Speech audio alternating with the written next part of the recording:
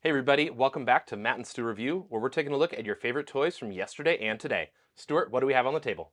Today, we are looking at the Tracksuit Mafia figure from Hasbro Marvel Legends. And this is actually a figure from the Hawkeye series that debuted around Christmas time last year. I think I did watch the series, but I don't quite remember the Tracksuit Mafia. Honestly wasn't much of a memorable series. It was mediocre at It, best. it really wasn't. Yeah. Yeah, so before we get into it, I did want to mention this is an older figure that I actually had my pre-order canceled on twice. So I finally was able to pick up a couple of these guys, and they come in the Legacy Hasbro plastic-free packaging. This was a huge controversy in the action figure world because you couldn't see the figure inside, and there was all Ah, these, conspiracies about people returning the wrong figure in the box, and then someone would buy it again and get the wrong figure, and so, okay. uh, Hasbro's attempt to be eco-friendly Yeah, that's too bad sort of because backfired. I mean, maybe they could do a window cutout or something like that to see the figure, but then you can see the product. Stuff could fall out. You never know. Yeah, Um, well, I'm very interested to see these. I do love a good henchman, and I always liked henchman figures. I mean, I remember the Foot Clan from when we were kids, so let's open it up and take a look. sounds good. All right. Well, now that we got these guys open, let's go ahead and take a look.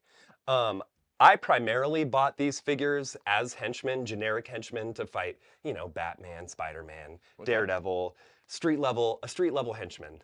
Yeah, yeah, like a insignificant henchman person, nondescript, random anybody, and they do work well for that. They could be a henchman for literally any bad guy or any figure or any hero, I should say. Absolutely. I mean, the figure themselves even seem to have been made for that. You get 3 heads with each single figure. Uh huh. So, you're meant to buy a couple of these guys and swap their heads out. You've got Oh, sure. Kazi, who is actually the character from the series. I think he's the worst head. Yeah, he kind of looks like Pedro Pascal. Like a real young Pedro Pascal. Yeah, We go in ski mask here. yeah, dude. Oh. Spring break forever. Another reason that I needed these figures as soon as they were announced was just the selection of kind of, I'd say, street level weapons that they come with. Everything from a literal burning Molotov cocktail in a wine bottle. You've got the crowbar there.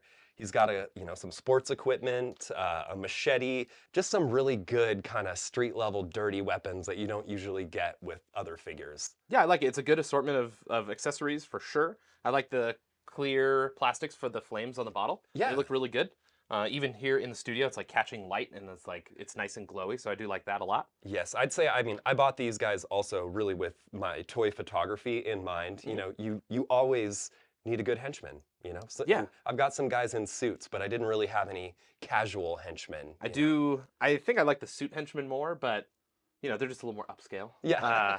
The tracksuit it's pretty cool. It's like nice and casual. They're very much more like gangstery, or like I guess like street They're thug. thugs. Yeah, Yeah. street They're, thug. they're breaking into the liquor store and getting caught by Batman or whatever. Yeah, totally. Yeah, I mean they'd be good Daredevil bad guys, all that kind of thing. Exactly. Um, I'd say, you could get Punisher fighting these guys. yeah. Okay. Yep. Man, this is your least favorite head? It is. Man, the blonde head weirds me out. I'm not much of a goatee fan. I like the blonde head. It kind of gives me like a John Wick villain vibe. He's Yeah. really like a middle-aged thug. Mm-hmm. Mm-hmm. I could see that. Yeah, this guy does. He does look a little bit younger. He looks more middle aged. I could see that for Yeah. sure. The I'd blonde say head dude. also getting into the nitty-gritty of the figures themselves a little bit, they're kind of an interesting transition in Hasbro's articulation scheme. If Okay. you look at the knees, there's no pins on the side, and they still have all that articulation. If you Oh, look at that's the nice. elbows, They're they pinned. still have the pins. So most of the figures we're getting from Hasbro now are coming pinless. I'd say this is, somewhere in between the new models and the old. Yeah, interesting. That's kind of cool. It's cool to notice that. I mean, that probably is nice for your like photography kind of stuff. Makes them Yes. look a little bit more realistic. Yeah, I mean, I think the only other thing I would say about these guys, maybe the tracksuit could use a little more definition, like maybe just like a wash or like a shot from an airbrush to like give it a little bit more contrast to like all the wrinkles and everything like that in the fabric. I would agree with that. I'd also say, looking at the pants a little closer, they do seem to be like slacks, and they're painted as if they were a tracksuit, Oh, but okay. seems more like a dress pant leg. I could see that. Yeah, it's like they're just generic legs, Yeah, and they just painted them red with a stripe. they just But happen to work. they're henchmen. It's not, they're not a detail kind of figurine, right? It's like they're more of a universal application, I would say. Yeah. Yeah.